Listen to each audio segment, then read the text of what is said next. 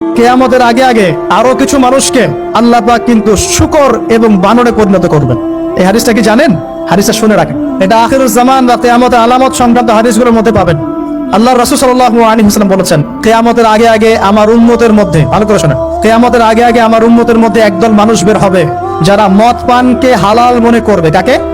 মদ পান করাকে হালাল মনে করবে। যারা বাদ্যযন্ত্র, গায়িকা, নায়িকা এগুলো নিয়ে নর্তকী নাচাবে রাতের বেলা, এগুলোকে হালাল মনে করবে।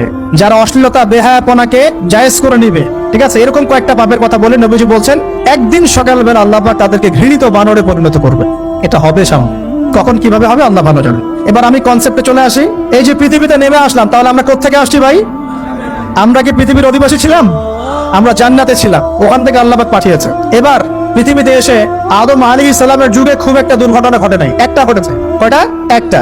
ভাই হাবিলের কোরবানি কবুল হয়, কাবিলের অন্তর্দাহ হয়, জ্বালা হয়। কেন হাবিলেরটা কবুল হবে, কাবিলের কেন হচ্ছে না? এই হিংসার বশবর্তী হয়ে কাবিল হাবিলকে হত্যা করে ফেলে।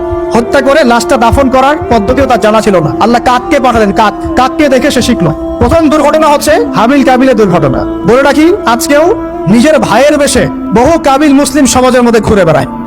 নিজের ভাইয়ের লেবাসে, পোশাকে, সুরতেই বহু কাবিল এখনো কিন্তু মুসলিম সমাজে ঘুরে বেড়ায়। তো আমরা কাবিলদেরকে কাবিলের পরিণতি সম্পর্কে সচেতন করতে চাই।